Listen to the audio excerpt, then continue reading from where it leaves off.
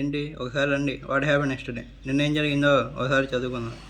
రండి చూద్దాం ఈరోజు హెడ్లైన్స్ ఏంటో. ఏపీలో అల్లర్ల ఘటనపై సిట్టు ప్రాథమిక నివేదికలు సిద్ధం.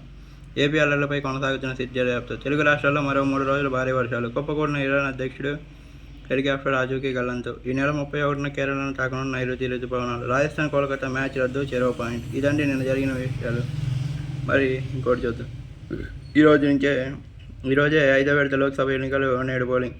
ఉదయం 7 నుంచి సాయంత్రం 5 గంటల వరకు పోలింగ్. 8 రాష్ట్రాల్లో 49 స్థానాలకు జరగనున్న పోలింగ్. 5వ విడతలో 659 మంది అభ్యర్థుల పోటీ.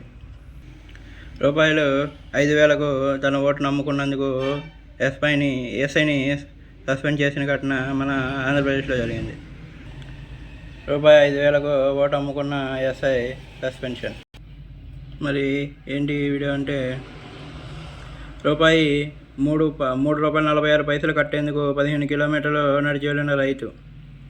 వీటన్నిటి వివరాలు కావాలంటే ప్రతి దానికి ఒక వీడియో చేసిన ఈ ఛానల్లో ఉంటుంది. ఇది మాత్రం హెడ్లైన్స్ మాత్రమే. Thanks for watching. What happen yesterday ప్రతిరోజు మీకోసం వస్తుంది.